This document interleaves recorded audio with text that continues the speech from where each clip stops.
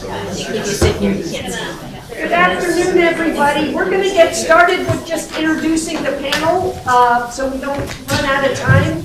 I'm Nora Goldstein. I'm editor of Biocycle magazine. And with us this afternoon on the panel are John Fisher from the Massachusetts Department of Environmental Protection, Kathy Jamieson with the Vermont Department of Environmental Conservation, and Chris Nelson. I'm looking down because all these agencies have changed their names over the years. The Connecticut Department of Energy and Environmental Protection, and their bios are in the program, so I'm not going to read them. I'm just going to start out with 2 slides just to give a little history to organic bans or waste bans and using them as a policy tool to reduce food waste.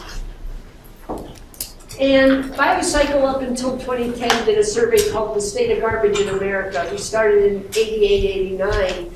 And this is our materials banned from landfills. And if you look in the very first column, it's yard trimming. So when people talk about organic bans, various iterations, some ban all yard trimming, some only ban leaves, some ban, grass, leaves, so there are different mixes, but you have this. But prior, and included to that, you've got containers, paper. Massachusetts has a very comprehensive list of bans. They're kind of in the middle of the chart there. Old tires, used oil, lead acid batteries, white goods, electronics. So bans have been utilized for many years as a way to make change happen and to encourage recycling. One of the things, and John may or may not get into this, but what I remember about Massachusetts' approach is they first really focused on making sure there was capacity to manage the material before it was banned. And what happened, and what really sent Biocycle sold in the late 80s, because we were kind of a sleepy magazine, was the yard trimming ban, and there wasn't capacity, and nobody was quite sure how to do it, but it was thought that we were going to run out of landfill space. And so, my gosh, the easiest thing you can keep out are yard trimmings. And so it set us soaring, for a few years. I just want to give a very brief overview. You're going to hear about 3 approaches to organic bans. And they really fall into several categories, and I call it no proximity, but a quantity provision. So Connecticut's ban has a proximity, like if you're within 20 miles of a processing facility and you have a quantity you're generating over X tons a week, then you must comply. So Massachusetts has no proximity, but a quantity. Connecticut and Rhode Island have both proximity and quantity. And Vermont is unique because they started with quantity and proximity, but they're going to end up with all organics out of the landfill by 2020, including residential. Another distinction is commercial organics versus, let's say, all organics. Again, Vermont is unique because it's including all. The other states, primarily commercial. California has never had a ban officially, so what they do are mandates. And, nobody's here from California. The most recent is Assembly Bill 1826. It became effective April 1st, and it's a quantity mandate, and it's on all organics, not just food scraps. And if you're generating over 8 cubic yards a week, you must arrange for that material to be diverted and not go to landfill. So that's a mandate. Metro Vancouver has a ban, and they're doing it by the quantity of organics that they're continuing to allow in the trash. So they went into effect January of last year, and they're sticking with up to 25% through 2016. And Kathy's going to talk about this. I won't go any further than to say that they've been able to document, or at least track, document, an increase in wasted food prevention and rescue as a result of instituting a ban. So with that, John Fisher from the Massachusetts Department of Environmental Protection. Great. Thank you, Nora. Thank you, everyone, for sticking around to the end here. We, as Nora showed on her first couple of slides there, there are both similarities and differences to our three states' approaches to the bans. But going beyond the bans, and so we'll talk about some of this today, there are also a lot of other similarities. So we've taken a lot of the same program approaches, a lot of the same strategies to try to support the ban, doing some similar things, some differences too, but I think some of the similarities are really interesting. So hopefully over the course of our presentations and the discussion and Q&A, some of that can come out as we go. So I'm going to talk about, divide this up into three sections. For those who aren't familiar about our waste bans in Massachusetts, I'm going to give a little bit of background on the overall waste bans and how those work. Then I'll talk specifically about our commercial organics ban, how we developed that and how we're implementing it. And we always get the question how we're enforcing it, so I'll cover that. And then talk a little bit about how we see that connecting with and influencing food donation and food rescue, and some preliminary data that we've actually looked at for that in Massachusetts.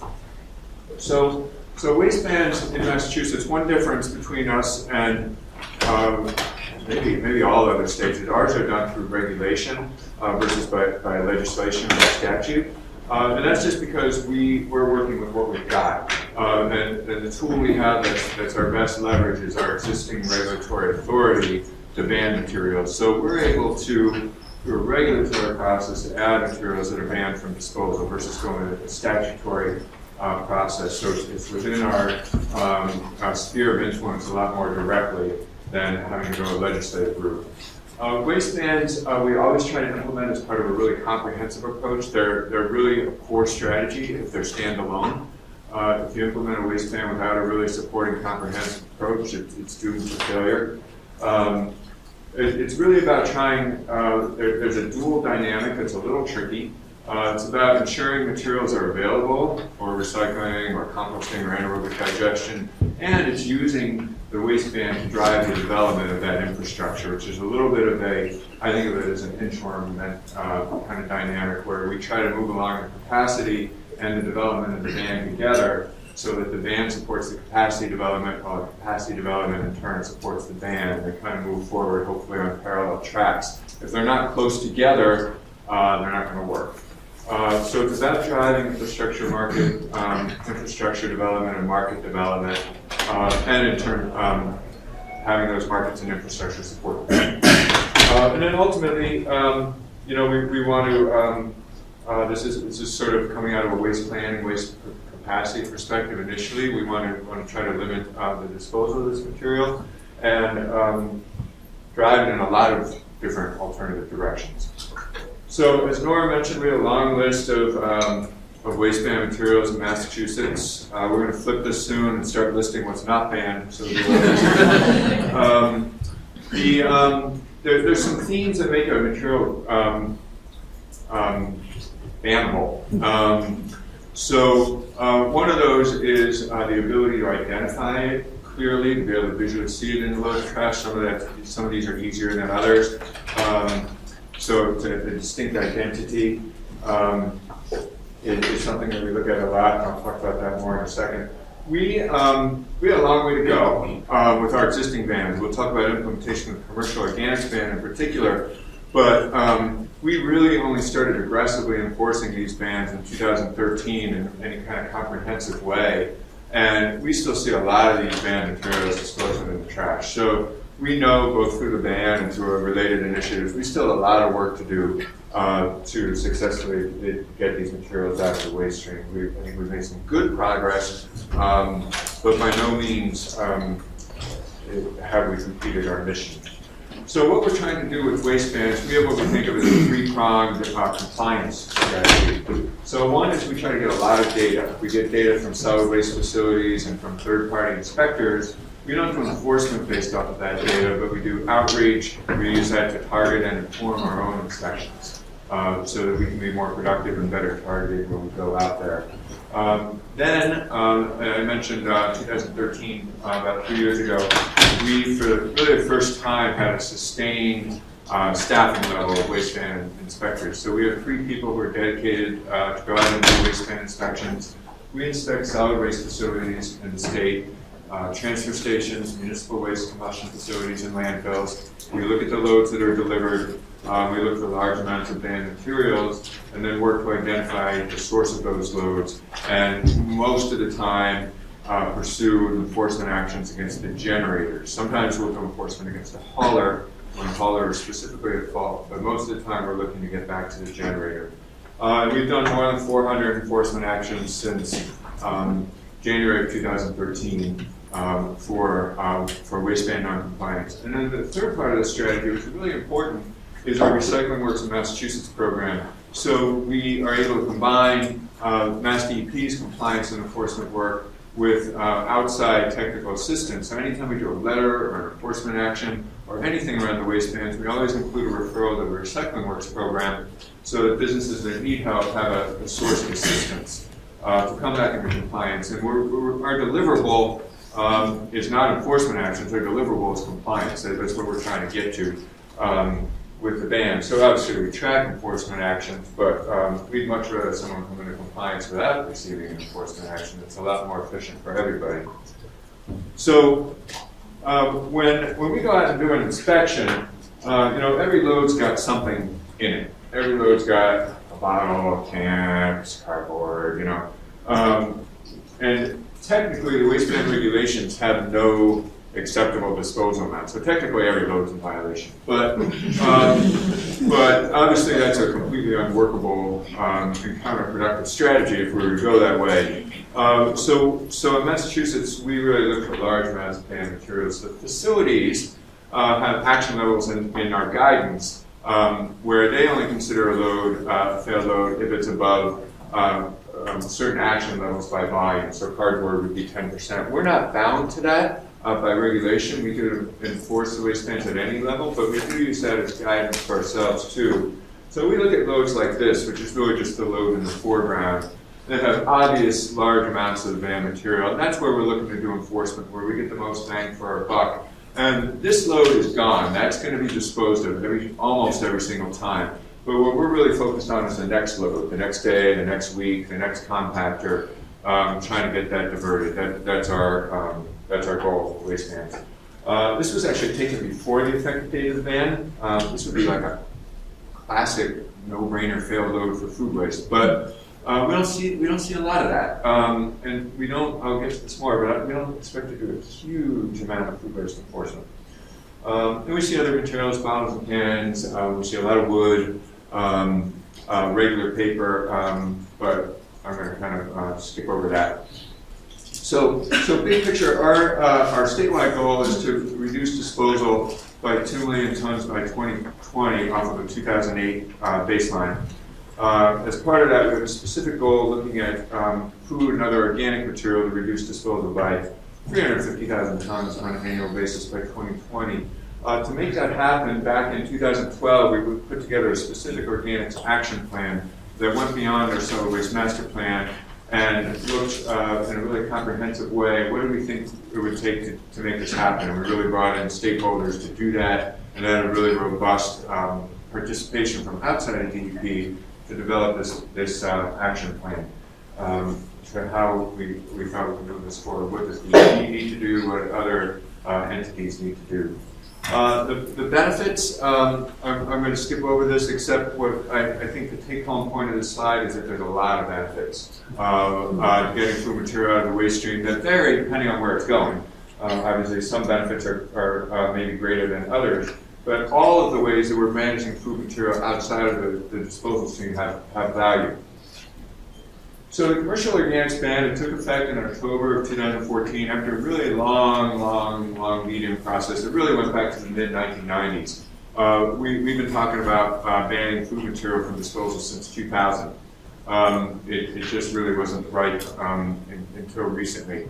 So after a long process, the ban took effect October 1st, 2014. It's described as food material and vegetative material. Vegetative material is really kind of a asterisk there. Leaves and yard waste were banned for a long time. This is really things like florist cuttings at the supermarket and things like that. But for practical purposes, it's food material. It's not a ban on management in wastewater. Has no effect one way or the other on that.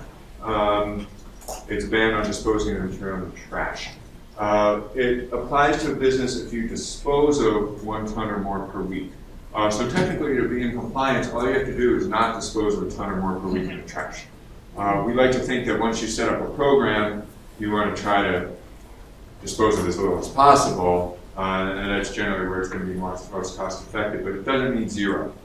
So you can dispose of 1,000 pounds per week and be in compliance. We estimate about 1,700 businesses and institutions are potentially subject to ban and need to divert material to comply. And we focus quite a bit on outreach and compliance assistance. So it is for what? Yeah, so I'm done, although I could have sworn there were more slides. That's interesting. So I think your presentation is now in the middle of mine. Fast forward. Let me try, sorry. Sneak preview. Spoiler alert. Close your eyes. Amy? Interesting. I had some great slides. Okay. Yeah. Let me just go. But the suspense is killing me.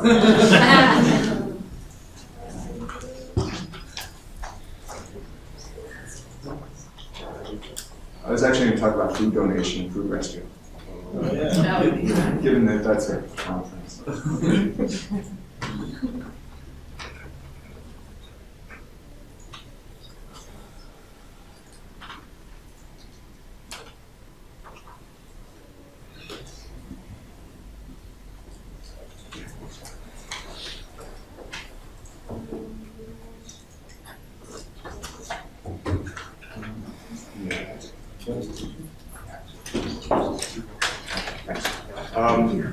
So I got to go pretty quick. So Recycling Works provides a lot of assistance to businesses kind of across all different ways of managing food material. And we talked about businesses having a lot of different ways to comply with the ban, and they can comply through any combination of these ways. And this is kind of off the Recycling Works website. There are resources associated with each of these categories.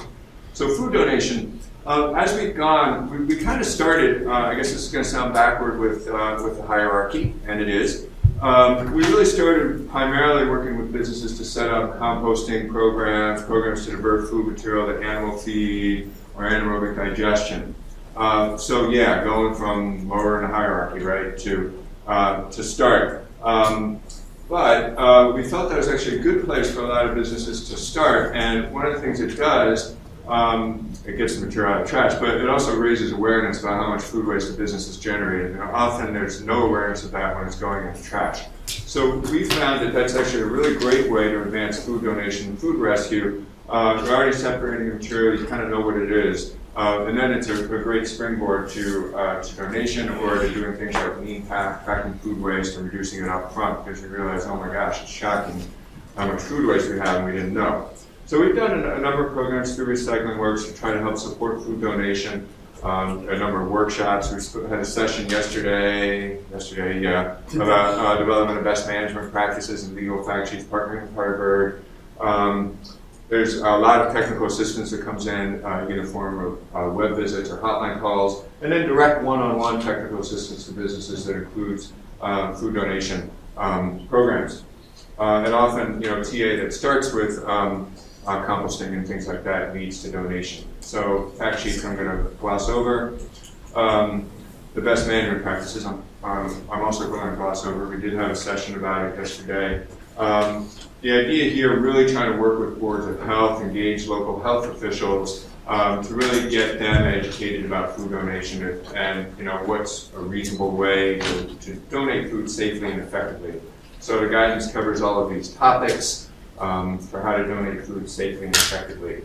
It was intended for local health officials, but it can obviously be used by businesses that are donating food or food rescue organizations as well. And it's on the website on Recycling Works. So a little bit about results, which we've not looked at as comprehensively as Vermont has, but we've certainly seen some businesses doing tracking through Lean Path. This is an old number. I think it might have grown a little bit. And obviously a lot of businesses doing other things to reduce food material, not necessarily through Lean Path, trayless dining and all sorts of strategies along those lines. We've seen a lot of that anecdotally. So with the food rescue, we haven't seen much change in our, since implementation of the ban. Food bank activity has been pretty steady. Hasn't changed a lot, but that's a pretty mature infrastructure in Massachusetts, and we really didn't think that would be driven at all by the ban, and it hasn't seemed to have been. But food rescue, on the other hand, has been. So food rescue, material diverted through food rescue organizations has jumped 20% in the past year, and I think it probably grew more in the years prior to 2014 too. And I think that's really where we're seeing the growth, trying to rescue perishable, semi-perishable, prepared foods is where I think we've seen the greatest growth in the wake of the ban. We still want to look at this data a lot more, gather more information about what's been happening with food donation and how it's changing, but that's some of the initial trends that we've been seeing. So we're going to continue to implement the ban. We expect more enforcement to be coming out. We've only issued one formal enforcement action for the ban. We've issued a ton of letters. But that's kind of on purpose. Initially, we're going out softly. We expect to be enforcing it more aggressively as we go. Continuing to supplement that with technical assistance through the Recycling Works program. We want to do a lot more with outreach and education on donation. This conference here today was really important to us, and we hope to really build off of this and grow it across a lot more businesses across Massachusetts. We've talked a lot about trying to go beyond preaching to the choir. We've talked to a lot of the same people. And we want to get out to those who are not reaching, really spread the message more broadly. And then really trying to facilitate donation connections on a local level. And that was our workshop yesterday, was focused on that. And I think there's opportunity to do a lot more, again, particularly with prepared food donation on a local level and direct donation. I think there's a lot more that can be done there. So that's my contact information. And I'll go back to.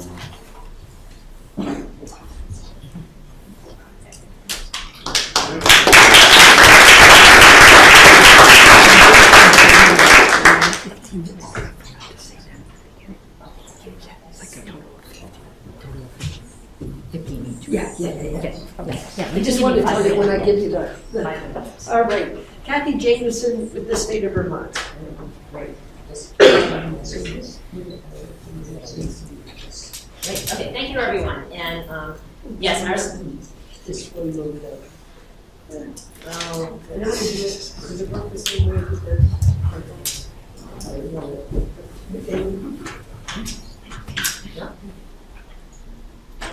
nope.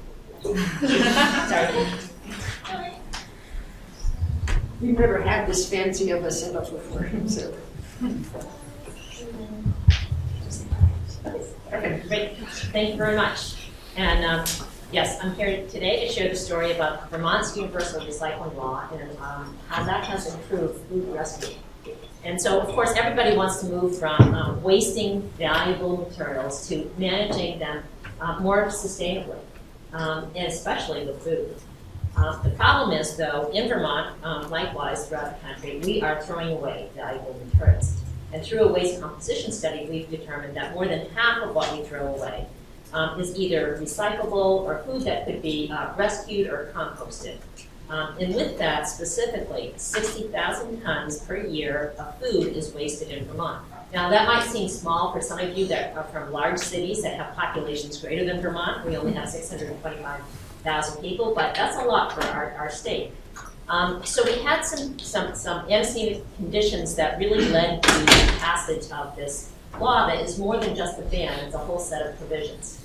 And so we had a plateau of recycling rates that had not changed over time for quite some time. We had discrepancy in services throughout the state of certain solid waste services because we have a large number of different entities that are managing that. So the legislature really wanted to see some positive change, and so they required A&R to work with stakeholders to come back to the legislature with a report on how can we improve our system in Vermont. And so the legislature was looking for something, some improvement. And so in 2012, they unanimously passed the Universal Recycling Law, and with the overall goal to decrease the amount of waste that we are throwing away. We have to do that by making it easier for folks, providing convenience, having more consistent services statewide, and having incentives and choices to make that alternative choice to disposal. This law in particular focuses on recyclables and organics. And by organics, I mean leaf and yard trimmings, clean wood, and food, what the law called was food residuals. Terminology wasn't the best that we used at that point. The two key features of the law is that it's phased in over time because we knew we did not have sufficient infrastructure to manage the materials outside the landfill, but we needed time. We needed to send a signal to the market that, if you build it, we will come. And we adopted in the law a modified version of the organics hierarchy. So the provisions that help make this change is that we do have bans, and John did a great job of explaining why bans are good and how it motivates people. And we were, there are some states or regions that have mandates for recyclables. We banned statewide recyclables in 2015. We were behind many states, as Nora pointed out, with leaf and yard debris, and so starting July 1, Friday, that will no longer be acceptable to be thrown away. And then phased in over time, targeting the larger generators first, but then everybody will have to divert their food scraps by 2020. Some of the provisions that help make this happen is that wherever people throw away their trash, they can also manage these other materials. That's called the convenience, the parallel collection. So if you have the trash managed curbside, or if you take it to a drop-off, you can also manage those other materials there. And that's, again, is phased in over time. Pay as you throw, that was brought up in the session before this one, as far as that is a tool for incentivizing people to think about and pay for the amount of waste that they're actually disposing. And so in some localities, the cost of managing solid waste is on their tax bill. So they can, it doesn't really matter how much they throw away, it doesn't really cost them anything. If you put it on the per unit of trash, then you are incentivizing taking out the bulky recyclables or the heavy food material out of the trash. It requires the public spaces, municipal and state, to lead by example, offer recycling on the go. And we adopted, by requirement, a new state plan as a materials management plan, and all the local entities had to likewise adopt new plans to provide more consistent services. So the phased-in approach, that part of the law, if a facility, when we wrote this in 2012, we were thinking the majority of the material will be composted, so that's why we say facility. If it's within, if a generator is within 20 miles, then they would have to defer. And first here was last year, or actually 2014, and that's probably the larger institutions in Vermont. And by and large, we found that they were doing a good job already in diverting organics because their businesses, they understand how important it is to manage things more responsibly. In 2015, we crossed the threshold of 1 ton per week. That, by and large, is our supermarkets, our large grocery stores. And we didn't get too picky about where we slotted people in on the hierarchy, because by 2020, we're going to get everyone. And we didn't want to get into an enforcement debate if they were just going to have to comply the following year. This coming year, this Friday, the new threshold of the 1/2 ton per week, which will be our larger restaurants. The following year, the smaller restaurants, and again, even residential by 2020. The hierarchy is really important to us, and what we did was we took off the bottom part of the hierarchy. With EPA, it can be landfilled or incinerated. We removed that. We do allow on the hierarchy energy recovery, and that's because the same hierarchy is used for leaf and yard debris and clean wood. And we do have biomass facilities, wood chip burning facilities for electricity in Vermont, and we wanted to continue to promote that. But by and large, we're using the first 4 parts of the EPA hierarchy. And today, we're focusing on the food for people. Whenever we go out to talk to people about food rescue, we always emphasize the Bill Emerson Good Samaritan Act, and that's really key to helping get people on board. We also had a consulting group do an analysis once the law was passed to estimate how much material will need to be managed and what kind of infrastructure might we need to manage the materials.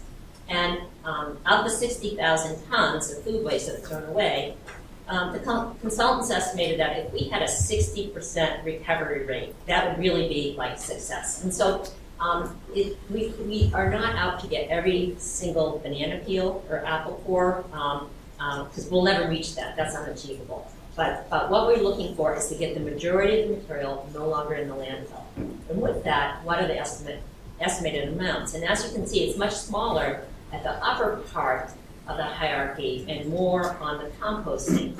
And then with the recent REFED report, I looked at that, and I think, and I didn't do the math to see if the proportions are exactly right, but REFED confirmed that, and that, you know, they had the bar chart that showed it's a huge cost saving, but not as much material for the source reduction and feeding the people. But with composting, it's going to cost us a lot, but that's where we're going to manage the bulk of the material. So with respect to food rescue, and I'm happy to say that we have someone from the food bank right here in the room, so maybe she can add to that dialogue, is that the law really helped incentivize the change. But the change really happened through partnership and synergy with working with others. And these other folks are non-traditional partners for us. They are doing the heavy lifting and making food rescue happen. And with the food bank, they are, everybody in Vermont loves a food bank. They have a great social mission. They're moving food to, getting it to food insecure individuals. Unfortunately, in Vermont, we have many of those, higher than the national average. They have developed a terrific network of partners. Those are the food shelves, the meal providers like Salvation Army. And they have a source, various sources of where they get their food, whether it's food donations, working with the Gleaning Network, using monetary donations to purchase food, or buying directly from farms. And so how does the food bank, food rescue, and universal recycling all come together? Well, the food bank had already had great relationships with the large food retailers in Vermont. And they had already been working with them on their boxed good, canned goods, frozen meals. Frozen meat, I should say. But then they said in 2014, we're going to change how we are managing perishable foods because we don't have sufficient time to bring all that back to the food bank, sort it out, and then get it out to the food shelves.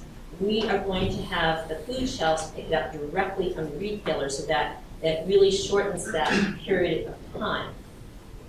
And they use the universal recycling law to incentivize the retailers to start diverting the perishable foods. Now, some retailers, of course, were early adopters. They would have gotten on board anyways. Others would have said, no way, no how, we're not going to do this unless you make me. And the food bank would say, it's the universal recycling law. July 2015, you have to do this. We can help you do this. And so they would do that, the good time. And so the numbers that we have to show on this, one might say that from July 2014 to July 2015, which is the first year where the food bank was using this model for perishable food, maybe that captured the stores that would have done it even without the law. But starting July 2015, that brought on the stores that were really hesitant, really reluctant. And as you can see, even though we only have a 9-month period, because we haven't closed out the last quarter of this year, the amount of food going to food rescue has doubled. And I'm confident that that number will go above 2 million pounds by the time we get 12 months worth of data. So the universal recycling law with the ban and provisions has been very effective of increasing food rescue in Vermont.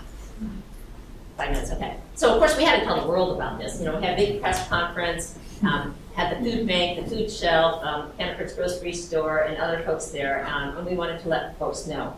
And not only is food being no longer going to the landfill and all the environmental benefits that has, of course you all know the social benefits, but what we're also hearing from folks is that they now have more healthy, cost-effective food and tastier food to serve to their folks. And so that's a real win-win-win for everybody. In Vermont, there's also a gleaning initiative that's more tangential to the law, not necessarily required by the law, but this is where the synergy has to come into effect because you need all the partners working together. And we have a group called Salvation Farms in Vermont. It's not a single farm, but it's a network of farms. And this is a great story where one individual can really make a difference. And so Teresa Snow, who's at the conference today, she has worked collaboratively with many others to develop this network of farms to promote gleaning. And some of their gleaned produce ends up or is delivered to the Vermont Food Bank and is delivered to others. We also have a pretty strong local food movement in Vermont, and I would encourage anybody to start working with their local food movement. The Vermont Farm to Plate Initiative is a group that was established by the Vermont Sustainable Jobs Fund. Now that's a group, it's funded through state government, but it's not really state government employees, so it's kind of quasi. And they came up with a plan to promote better, more local food in Vermont. With one of their goals is to improve healthy access to local food, which that mission just blends so much together with the Gleaning Initiative and the food bank. So we've worked in partnership with that group as well. So some of what we've done as an agency, of course we've had to meet with those that are generating this material and try to inform them on how they can better manage it. We've held vocal meetings, we've reached out to the industry, we've had site visits, etc. We developed guidance with the Vermont Department of Health on how perishable foods and food rescue needs to be managed. There's time and temperature provisions. You have to keep the hot and the cold in a certain time period. You have to watch out. And so that was really helpful to get that information out. Most importantly, it's the collaboration. It's the partnerships and working with the non-traditional partners that has really made this work. And basically, you set it up and get out of their way because they know how to do it best. We have some tools out there. We have an online mapping system that shows folks if you're a generator, the fork, you know where the nearest facility is to you. And it's working. We are studying now to get evidence that it's working. All the municipalities adopted Pay As You Throw, that's an incentive program. We also have the recycling ban that went into effect last year, and then the larger food waste generators had to divert. All of that in the last year has caused our municipal solid waste, the amount that's disposed, to go down 5%. And that's significant. We haven't had that much of a reduction since we had a real recession, the Great Recession. Diversion is going up, and the awareness is improving. We're not all the way there yet, but it is improving. There's more of a dialogue about wasted food and what needs to occur to make it better, and we have a long ways to go. And we are seeing the amount of material going to our composting facilities increase as well. Lessons learned. Okay, so here's the secret about universal recycling. The reason why it was passed unanimously is it had no funding in it. So they said, oh, we'll come back and fix that later. And we've gone back, knocked again and again and again, but we still haven't received any funding for it. So that's the huge challenge for us. So we don't have any money to pass out, which is unfortunate. With respect to food rescue, one of the real pinch points, limitations, is where the recipients is with refrigeration. Last July, we got a call from a food shelf in St. Albans, Vermont, the northern part. They said, this law is great. We're getting boatloads of food in, but we're out of space. So space is a limitation. And we don't have the resources to help with that. The food bank has been really great in trying to leverage grants and funding to try to make up for that, but I think we have a ways to go. And then serving rural states and the economy scales is a real challenge as well. The advantages is that we have gotten a lot of attention by a lot of Vermonters, and not we, A&R. I think we, meaning the food bank, the food management issue, the local food issue, I think it's just more on people's minds. And again, we can't thank the food bank and others for making that happen. And it's our partnerships. We, before 2 years ago, probably would not have worked much with some of the partners that we're working closely with today. So stay tuned. And it's an evolving process, so it will change before it gets done. Thank you.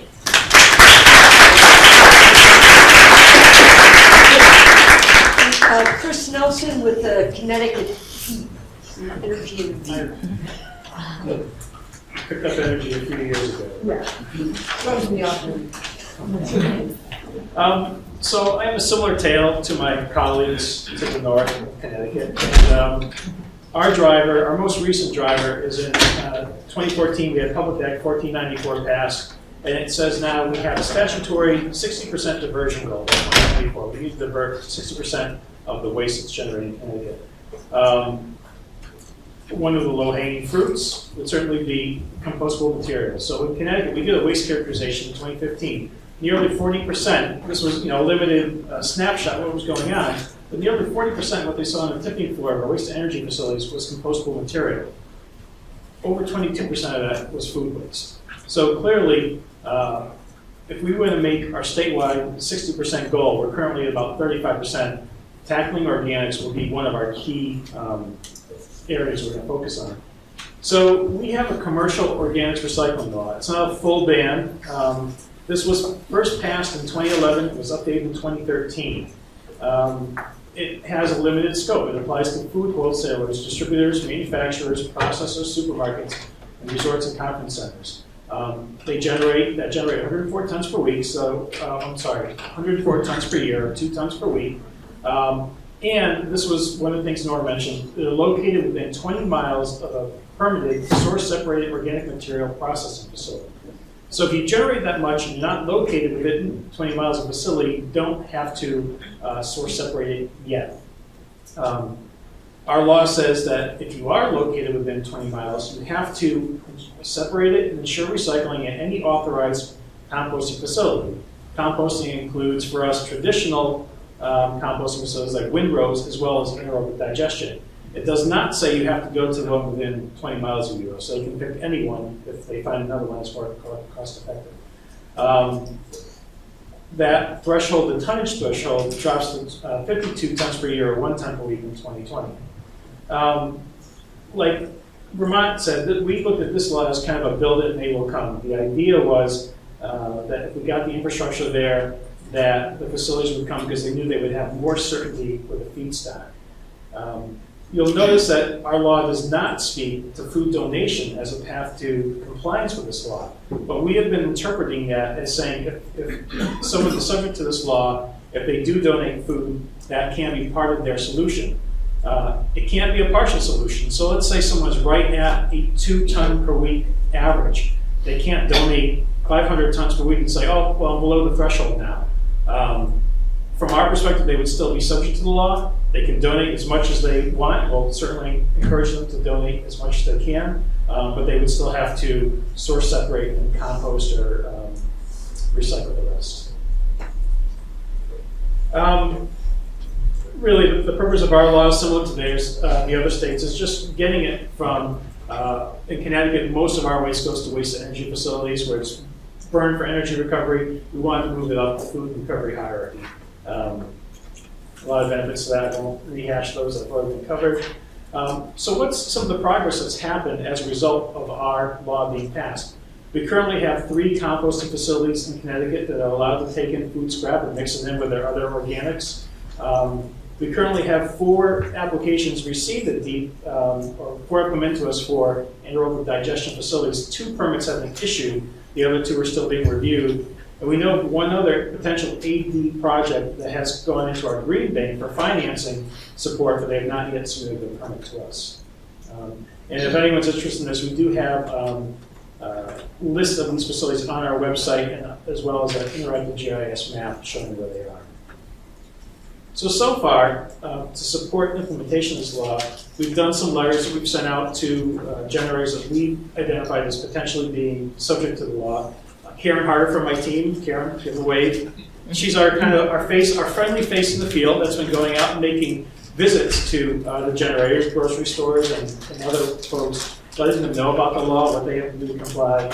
I think, as John mentioned, our enforcement early on will be kind of more along the line of letters and going out with a stick just to educate people about what they need to do to comply. But as time goes on and maybe the same people are told 2 or 3 times, then we'll start coming at them with a stick instead of a stick. So I think you guys have probably all seen this in various forms over the last day and a half. Our law focuses on the industrial uses, which would be AD or composting. What we want to do, though, is we're going out and having a field presence, is really shift it to the top 3 things: the source reduction, the feed hungry people, and the feed animals. We do know that there were already some grocery stores in Connecticut were sending some of their produce to animal farms. I think one of our casinos was sending their food, surplus food, to a piggery. That's great, but if we can move up the hierarchy, that's even better. So I think we're probably behind Vermont and Massachusetts a little bit as far as our focus on food donation. Quite honestly, I mean, I came down and started working on solid waste issue 5 years ago after working on climate change and air pollution issues for 20 years, and at the time, this was not on my radar at all. I'm psyched now that this is great. I mean, this conference is really cool, and it's kind of a neat topic to have to be able to kind of work on. So as we go out and care in the field, doing outreach to folks, we want to make sure they are aware of not only the anaerobic digestion and composting options, but certainly on the food donation options as well. To help us out with that, we worked with the Harvard folks here over the past semester, and they did some food donation fact sheets for us. So we have a recently completed food donation liability protection fact sheet, date labeling laws, tax incentives, and feeding food scraps to animals. These are all Connecticut specific. So big thanks to Owen and Emily and other folks here from Harvard who helped us get those.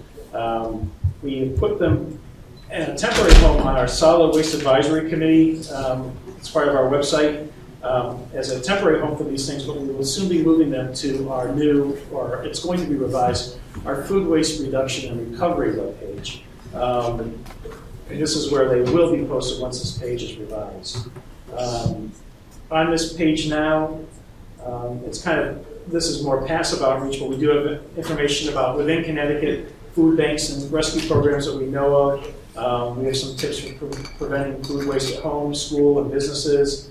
We have information on programs like the EPA Food Recovery Challenge, green crops from local farms.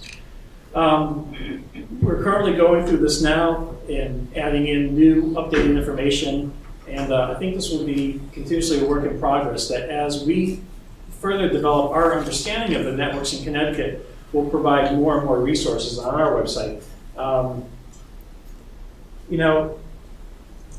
It's interesting coming here. I hear all the different panels and speakers I've heard today. It's all very inspiring, and I try to think about how, as a state agency, what's our role in doing this, because there are already within the state some existing networks, and I think we're just still trying to figure out how we can enhance those existing networks and help raise awareness that food donation is an option, get food into the existing channels, whether it's Food Share or Connecticut Food Bank, getting it to the people who are serving the food. So it's still a learning process for us. We also have the challenge of, we just got word from our governor and our commissioner that our state agency budget has been slashed considerably for the next 2 fiscal years. So we're like, okay, this is a great project. How do we maximize or leverage our resources to help this endeavor along with limited resources? But it is important. It is something we definitely believe in, and we'll be throwing whatever resources we can at this issue. And we look forward to working with our partners in Connecticut to enhance this food donation network. Some of the ideas I came up with, I heard just from being here today is, we should be coordinating with our state and local health officials and having them help us get word out regarding donation best management practices. Maybe look at a state level portal for groups operating in the space in the state.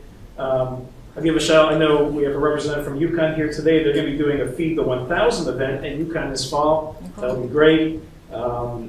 We might do some kind of a Connecticut summit for Connecticut groups operating in the space. And then I think lastly, I just want to realize as we try to develop partnerships with other people doing work in this field, recognize some work done by CET, who I know they're in the room here. They've been doing some pilots here in Connecticut.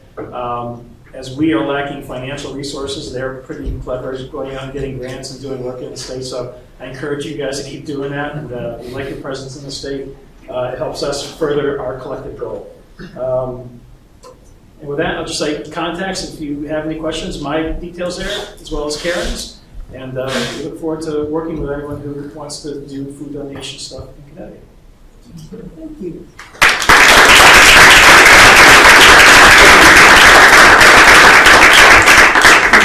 So this is great. We have almost 20 minutes for Q&A, and I'm just going to tee it off really quickly, because one of the things, one of you mentioned it, is that with a ban, okay, so it's kind of a chicken and egg.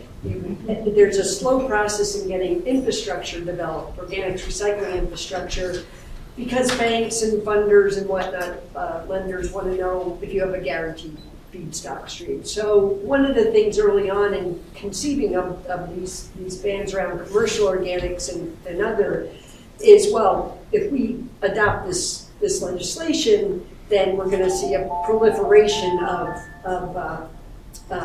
facilities and processing capacity, and lenders will want that. And I'm just curious, what a baby was born, really.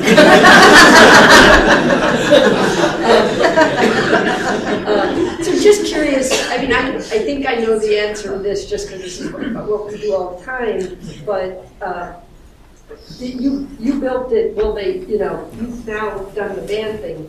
Are they coming in terms of infrastructure? And what have been the challenges that you've seen now that your bans are in effect of, getting that infrastructure to really happen? Or do you even need it? That's the third question when you're integrating in the reduce and rescue. I think it's still needed. I mean, obviously we want to divert as much as we can to the food donation and feeding people and animals, but there's still going to be a lot that needs to be disposed of, unfortunately. I think the law, I mean, we've seen it it has helped. We've heard it directly from project proponents who are moving forward. Even though the law, again, doesn't say that a site definitely gets guaranteed the feedstock within 20 miles of it, it's likely it'll get a lion's share of it. And that does help them line up the financing they need. We also have a partner in our Connecticut Green Bank who had a pilot program for anaerobic digesters, and that provided part of their financing bid stack as well. So between our law and Connecticut Green Bank financing support, it provided some of the certainty they needed to move forward on developing in Connecticut. So. Can I add to that? Yeah, sure. So in Vermont, we really do wish that we had a funding mechanism where we could issue grants and loans to facilities and to get more of the infrastructure up. With food rescue, we still need refrigeration in space, right? I think as far as food rescue infrastructure is concerned, sure, we do need refrigeration in space, almost more so. We need, food shelves need another 600 to 800 square feet, Yeah. And maybe processing equipment, juicers, food processors that they can go and maybe extend the life of the food a little bit longer. So I think infrastructure, there's a lot that can go into that, and certainly it could promote more donation. And I know the Gleaning Initiative is struggling too with equipment and trying because the processing of the produce once it's from the field. So we definitely need some infrastructure there. There's really creative people trying to piecemeal together what they can with that. And then with composting and AD, that tends to be more the traditional solid waste partners.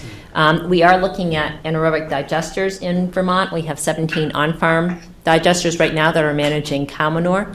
And we have 2 pilot tests right now on how much does the food waste need to be pre-treated to go into these cow manure digesters, because that could take some of the load off. We also did a study to see where our 10 composting facilities are and where the AD facilities are, where are the gaps? And we still have a few gaps in Vermont, and so how do we, plug in those gaps? So we don't have all the answers yet, but we're hoping by 2020 we will have more ready infrastructure. So I would say for composting and anaerobic digestion, absolutely. We've seen facilities come into Massachusetts because of the ban, and we're continuing to. I do think at some point there's going to be a limit, and I think some of those facility developers are cognizant of that, which is why some of them have been slow to develop, because I think there's a question about how many of those facilities are really needed, and I think we could very easily go to having too many. And I think it's a good thing that the developers seem to be very aware of that and thinking about if the investment makes sense. One particular example, though, which I think is the most interesting, is in Massachusetts, packaged food is subject to the ban, but we have very limited infrastructure right now for packaged food, so we do have ability to issue waivers for short-term periods, but we've been trying to really hold back on those waivers and be conservative about when we issue them. As a result, we've seen companies come in and start to develop depackaging facilities in Massachusetts to handle that material, and that is absolutely 100% because of the ban. Driving that investment. We have one that's online already. We have a second proposed to come online this summer. We have another that's coming online this fall. We have another that's going to be it's not really ours, but it's related to our facilities in Rhode Island that will source material to Massachusetts digesters, so that's absolutely happening. The other thing, though, I think is that we think there's still a lot more opportunity to drive donation, and however you frame donation capacity or food rescue capacity, we think there's the ban can continue to drive that. Love and Spoonful is an example that you guys go out and talk about the ban, among other things, to help drive donation.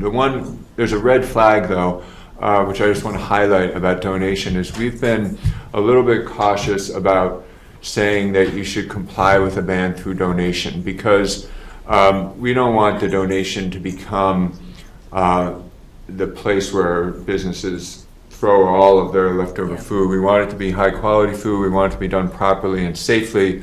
So that's why we're a little bit holding back about pushing too hard on donation, because we don't want to get poor quality food going to food banks driven by the ban. So that's why we're pushing a little more softly on donation to start. We'd rather get the program set up, and then donation can gradually grow out of that more sustainably. Hi, I'm from Andover, Massachusetts, and we're in a group of parents that are trying to get all the schools to donate all the leftovers from the cafeterias. There is not a lot of guidelines on what to do, so we're kind of talking to the local governments in how to do it. Vermont and Indiana have regulations and guidelines on how to donate. The schools have to donate all the things. New York and Connecticut are about to pass that regulation and guidelines on how to help the schools in donating all the stuff. Do you see Massachusetts doing that in the near future? Well, we do have, not specific to schools, but we do have food donation best management practices for how you should manage food for donation. And then Vermont actually has, do you want to speak about your program for shared, or Kathy? Well, the shared table, that's for students, if they have food that hasn't been opened yet or touched yet, they can put it on a table so that another student can consume that, so it doesn't go to waste. Yeah, we have guidelines that are available here. Mm-hmm. Okay. Can they bring it home? Can they bring it home? I can't They remember. can, The schools that I'm dealing with, they don't want to do sharing tables because of cross-contamination and allergies.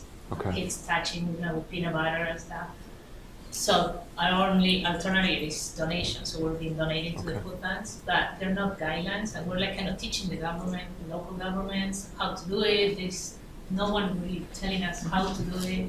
The kitchen in the schools don't compost, they hardly recycle, they throw away all the leftover food. So schools is a sector of that is not really regulated. We have worked, there are a number of school case studies in Massachusetts for schools that have set up composting programs, and then again the food donation best management practices, while they're not specific to schools, I think are applicable to schools. Lorenzo, can you just So Lorenzo is with Recycling Works, but also if you just go to the Recycling Works website, those best management practices are.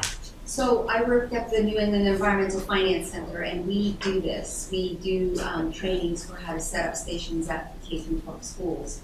All our resources are on our website, and you and I can talk later about like how we can support you with launching a waste separation or food separation program at your school, which includes. No, we've been doing it. Oh, have you? 6 I thought you months, said yeah. that nobody does the composting in the kitchen.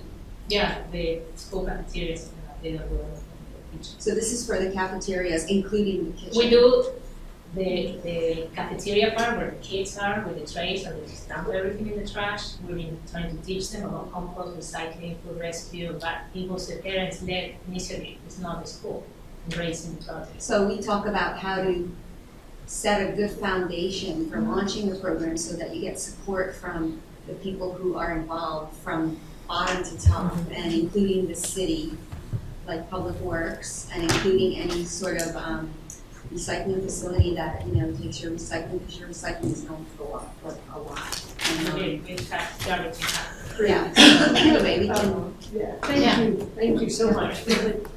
My question is about the maps. I'm in North Carolina, and we haven't developed a full-on food waste generators map. I know the three of you guys, plus in South Carolina, have maps. And my question is, how are you measuring the effectiveness of those maps, and what will be changed about the maps? And then my other question is for any people that work with food banks here, how do you guys use those maps to more effectively target some of the areas where you would collect some food? So the information that's on the map are kind of calculate, because I had the quantity of what we think might be associated with that food establishment. Those are really, really, really, really rough estimates. And so looking back at it, we probably shouldn't have put those numbers out there because they're confusing people. We probably should have just said what category that facility might be in rather than trying to have an exact number. So that's a lesson learned on the maps. We don't know, should ask my younger staff, do we have a counter on how many times people are visiting that? I don't know if we have a counter. That would be a metric that we could use is, people actually visiting it. So it's a good question about the effectiveness of it. I can't answer you today. I think I don't know, the general public, I don't know how much they would access our maps, but I know we've heard from our project proponents, people looking at AD, they definitely, look at that to see kind of a general density. I agree with Kathy. I mean, I think these maps were done with some help from EPA in the past, and you use a lot of proxies to get estimates for what, say, a grocery store might be generating. But it certainly gives someone who has a project in mind, like, okay, I might want to locate here, and they can kind of put that 20-mile radius on and connect and say, I'm pulling in a lot of potential generators here, so this is a good spot. So I think for that purpose, it serves a good tool. And as you'd expect, like in Connecticut, most of the highly concentrated areas along the major highways, 95, 91, 84, which is probably the same as any state. You're going to see a high density along the major routes. But I think it's served that purpose. Yeah, I think we all have similar maps and the databases behind them. I would kind of echo Kathy's point about the estimates in a certain way, but maybe a little bit different take on it. The estimates are, I always tell people that they're rough. We also don't have estimates for certain sectors. So food processors and wholesalers, for example, or manufacturers, there are no estimates because it's so highly variable, and these are all sector-based estimates. So you got to take them with a grain of salt. The more specific you try to get with it, the more that breaks down. So the more you go to an individual business and say, okay, we understand you're generating 63.5 tons of food material, that estimate, the variability gets higher and higher. Whereas the more you aggregate it up to a larger scale, I think some of the variability evens out.